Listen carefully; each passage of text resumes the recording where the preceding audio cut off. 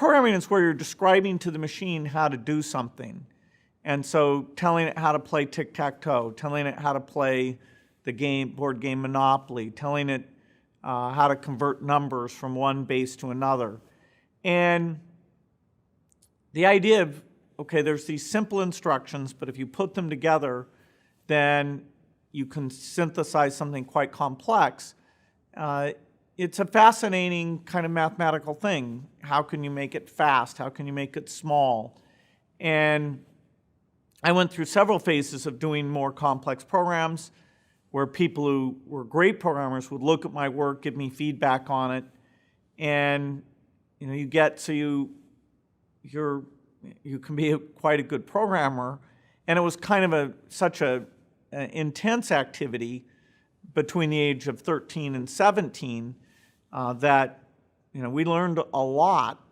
Eventually, one of the programs we took on was the idea of the scheduling of our school. When should the classes meet? Who should be in which section? So you have all these requests for people who want different classes and keeping them small and not having the teachers teach too many classes in a row. Very complex kind of software problem. And actually, when the school first asked me to do it, when I was 15, I said that I didn't know how. And they asked some adults to do it, and that didn't work. And then about a year later, I'd figured out how to do it.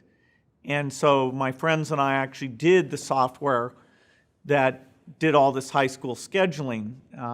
It had some fantastic benefits to us. We got paid for doing it. It was exactly the kind of complex problem that developed my skills very well. And we got some degree of control over who was in our classes, and so it combined the best of everything.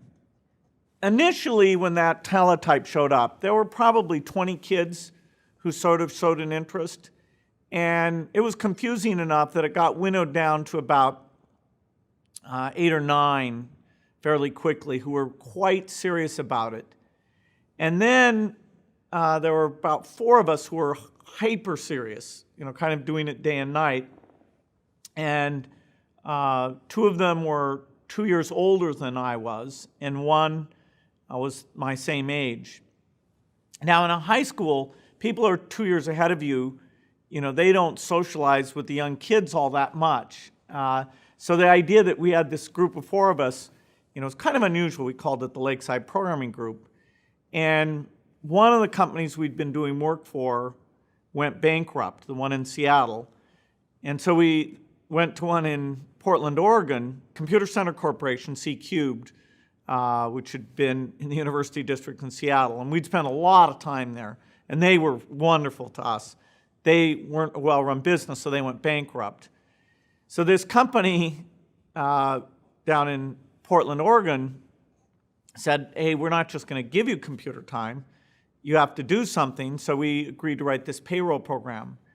And a payroll program is surprisingly complicated. There's all these taxes and reports and things at the state level and federal level.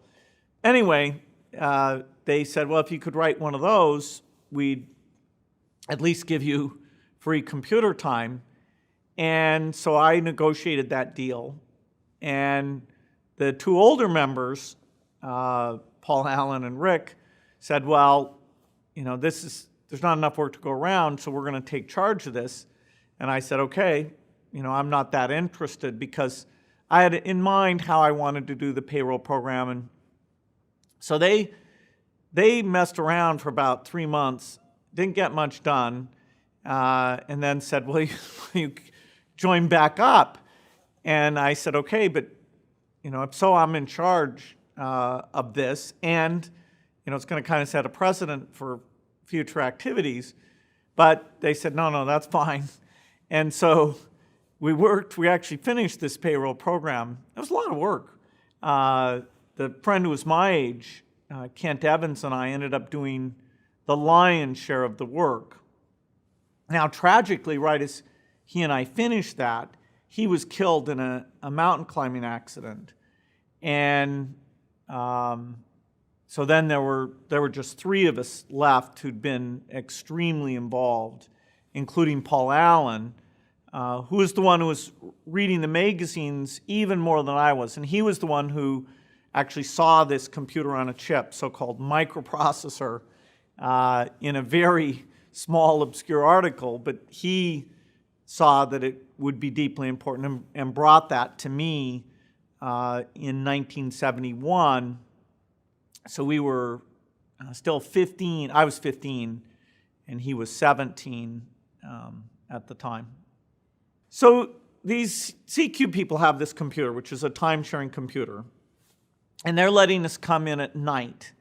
And they had this deal with the company who made the computer, Digital Equipment Corporation, that they had this acceptance period. If they could find problems with it, they could delay their rental payments.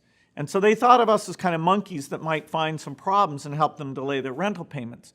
Well, that was a fair analysis, because at first we were just completely goofing around. Like, we'd try to run hundreds of jobs at the same time, or have all the jobs try and grab the same resources to see if we could get the system to fail. And we did, in kind of this brute force approach.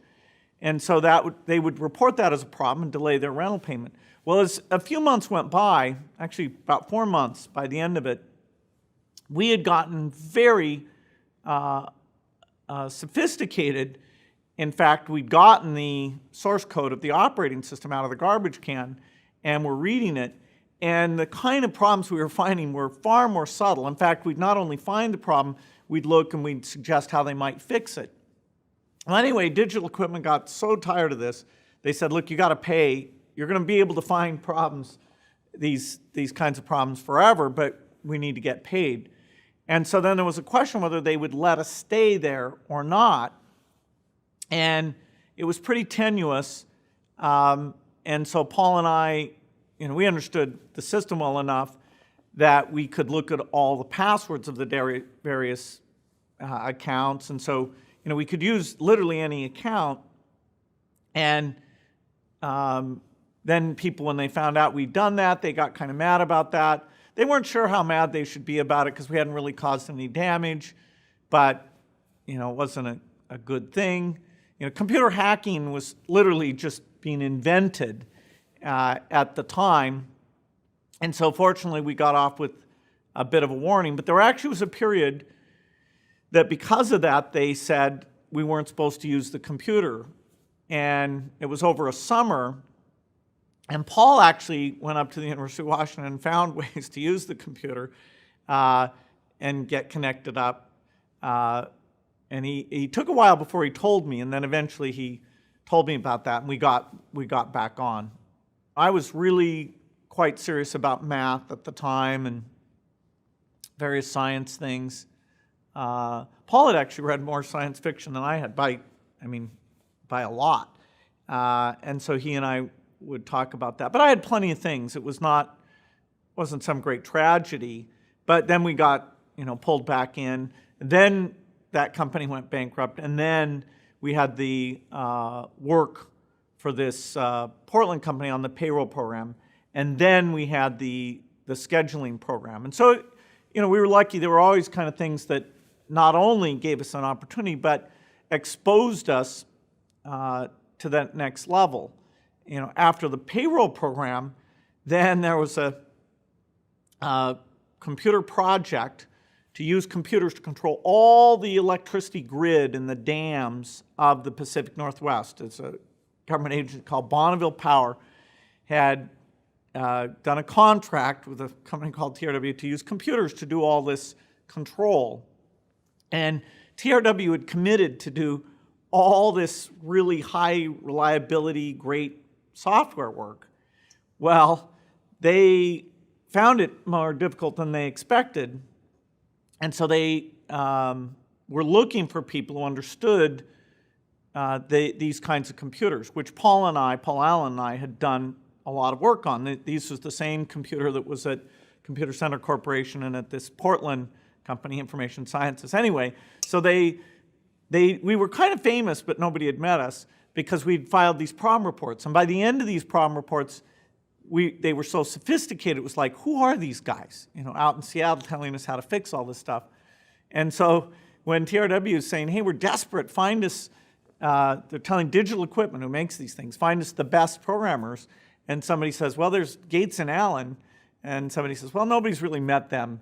But yeah, but they're really good. We ought to be able to track them down. So they find us, this one guy, and we go for an interview, and these two kids show up, and when I was interviewed, I was 16 when they interviewed me. So they're like, well, we can't hire you. But then they talk to us about software, and we clearly know a lot. And when you're young and you know a lot, people don't have any kind of intermediate thing. You're either, what you're supposed to be, which is a kid who doesn't know that much, or they think, whoa, this guy's the limit. Well, we were pretty good programmers. But anyway, so we got jobs at this TRW, and that exposed me to some programmers who were way better than I was, who critiqued my work. I could look at their work. This one guy was really a phenomenal programmer, and he would just take my stuff and rip it apart, in this super constructive way. Anyway, it was a brilliant thing, and so part of my senior year and the summer before and after the senior year, Paul and I were down in Vancouver, Washington, working on this project. So it kind of took our understanding to a whole new level, and it exposed us to a bunch of people there. And Paul, the whole time, ever since he'd seen that Microprocessor article, was saying, there's an opportunity here. This is going to be big. We ought to think what we're going to do about this. So we kept talking about that.